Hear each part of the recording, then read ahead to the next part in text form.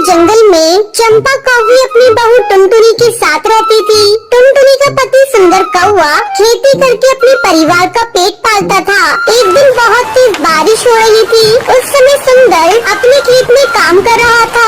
अचानक बिजली जोरों से चमकती है और सुंदर के खेत में गिर जाती है, जिसकी चपेट में सुंदर कौवा आ जाता है और उसकी मौत हो जाती है। फिर शाम हो जाती है। टुनटुनी घर पर सुंदर कौवे का इंतजार कर रही थी। माँ जी, पिंकी के पापा अभी नहीं आए। बहुत देर हो गई है। मेरा तो जी घबरा रहा है और ये बारिश के रुकने का नाम नहीं ले रही है। तू ज्यादा सोच मत बहू, मैं अभी जाकर देखती हूँ कि सुंदर बेटा कहाँ रह गया। चंपा कौवी अपनी बेटी को देखने खेत पर जाती है। वहाँ सुंदर कौवे को मरा हुआ देखकर वो जोर जोर से रोने लगती है। हे भगवान, ये तूने क्या कर दिया?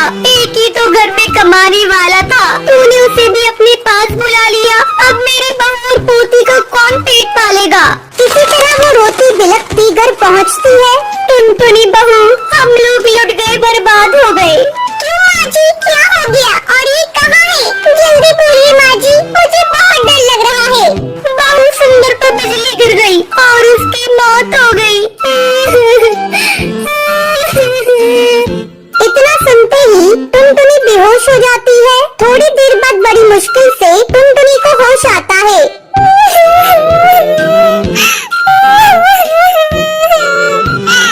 माँ जी, ये सब क्या हो गया? अब हमारा क्या होगा? एक वही तो थे हमारे घर में कमाने वाले। अब नन्ही सी बेटी का कौन ध्यान रखेगा? इस तरह कई दिन गुजर जाते हैं। टुनटुनी की हालत चंपा कौवी से देखी नहीं जा रही थी। वो टुनटुनी को समझाने लगती है। बेटा टुनटुनी, कितने दिनों तक सुंदर बेटा की याद में इस तरह रोती रहेगी? तूने कई दिनों से कुछ खाया भी नहीं है। जरा अपनी बेटिया को तो देख, तुझे दुखी देखकर ये भी दुखी है। ये तो खेलना कूदना भी भूल गई है और मैं भी बूढ़ी हो चुकी हूँ। अब तुम्हें ही अपनी बेटी के बारे में सोचना होगा। हाँ माँ जी, आप सही कह रही हैं। मैं कल ही जाकर कोई न कोई काम ढूंढने की कोशिश करूँगी।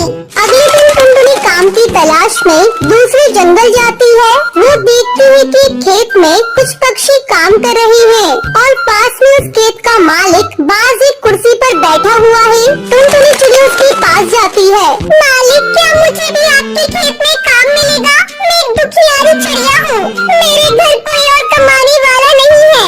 ठीक है, तू भी लग जा काम पर। टुनटुनी चिड़िया खेत में काम करने लगती है, लेकिन उसका मन काम करने में नहीं लगता। ये देखकर खेत का मालिक उसके पास आता है।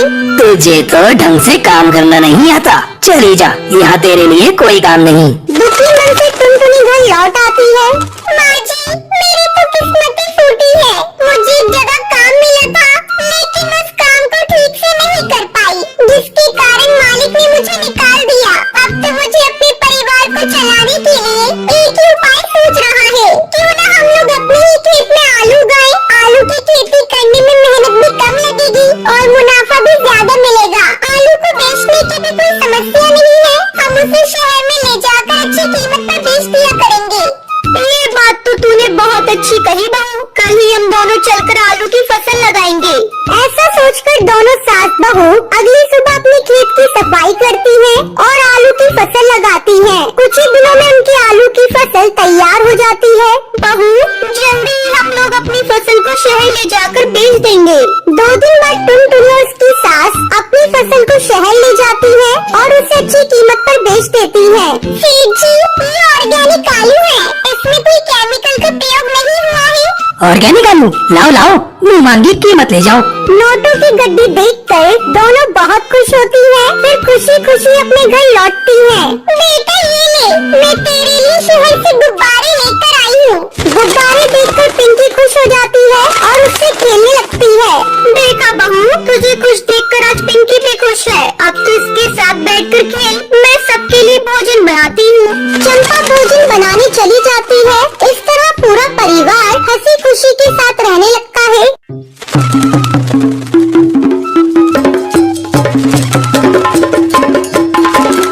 टुनटुनी और मोंटू कबूतर की कल ही नई शादी हुई थी। एक दिन मोंटू कबूतर की माँ अपने बेटे और टुनटुनी से कहती है, बेटा तू टुनटुनी को लेकर हनीमून पर चला जा। मैंने तुम दोनों की शिमला शिमला की टिकट बुक कर दी है। लेकिन माँ जी, आप अकेले यहाँ कैसे रहेंगी? बहू, तू चिंता मत कर, मैंने तेरी बुआ सास को यहाँ बुला लिया है। अगले दिन टुनटुनी और मोंटू कबूतर हनीमून मनाने के लिए शिमला के लिए निकल जाते हैं। अरे सब्जी, आगे हवाई मोटर लेकर मत जाइए। भारी बर्फबारिश की वजह से आगे लैंडस्लाइड हुआ है, सारे रास्ते बंद है। मोंटू, चलो वापस चलते हैं और कहीं होटल में रुक जाते हैं।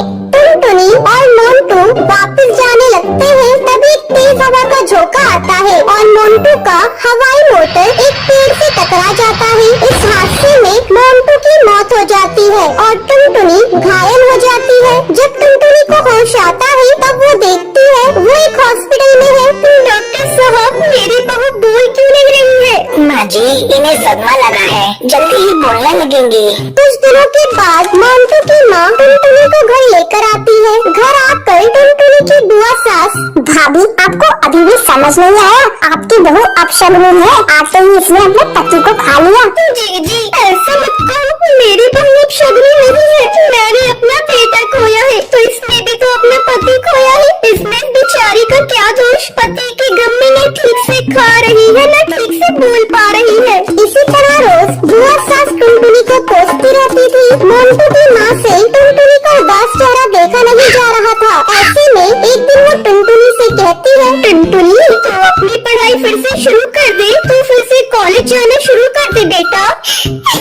माँ जी, उससे पढ़ाई नहीं होगी, मुझे मोंटू की बहुत याद आती है। मैं उसके बिना कैसे जीऊंगी, आप बताइए। मेरी बच्ची, होली को कौन टाल सकता है? मैं तुम्हारे साथ हूँ, मैं कल ही तुम्हारा एडमिशन कॉलेज में करा दूंगी। भाभी, तुम पागल हो गई हो क्या? वृद्धा बहू को कॉलेज भेज रही हो? अब तो इसे भगवान का भजन कीर्तन करना चाहिए, ना कि पढ़ाई। देखो जीजी, पहले टुनटुनी मेरी बहू थी, पर अब मेरी बेटी है। मैं अब उसकी हर सुख दुख का ख्याल रखूंगी। अगर वो कॉलेज जाने लगेगी तो मोंटू के गम को भी भुला पाएगी और अपने पैरों पर भी एक दिन खड़ी हो जाएगी। अगले दिन से टुनटुनी कॉलेज जाना शुरू करती है। कुछ दिन ऐसे ही गुजर जाते हैं। एक दिन कुछ गुंडे टुनटुनी को छेड़ रहे थे, तभी कॉलेज का एक स्टूडेंट उन गुंडों से भिड़ जाता है। तुम्हें किसने इजाजत दी कॉलेज की चिड़ियों को छेड़ने की? शिक्षा के मंदिर में तुम सब गुंडागर्दी करने आते हो? चलो भागो यहाँ से, वरना मैं पुलिस को बुला लूंगा। पुलिस का नाम सुनते ही वो कौवे वहाँ से 9-11 हो जाते हैं।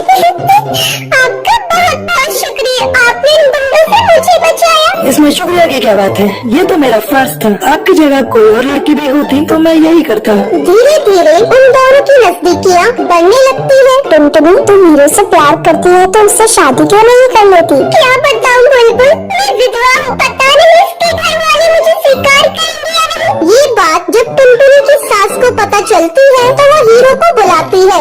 बेटा, मेरी जिंदगी को कोई ठिकाना नहीं, तुम बुरा न मानो तो मेरी बहू से शादी कर लो। माँ जी, इसमें बुरा मानने वाली बात कैसी? मैं टुनटुनी से शादी करने को तैयार हूँ और मैं अपने परिवार वालों को भी मना लूंगा। और कुछ ही दिनों बाद टुनटुनी और हीरो की धूमधाम से शादी हो जाती है। तो ये थी आज की कहानी। क्या आपको पता है मोंटू और टुनटुनी हनीमून मनाने के लिए कहाँ जाते हैं? अगर आपको पता है तो आप हमें कमेंट करके जरूर बताएं।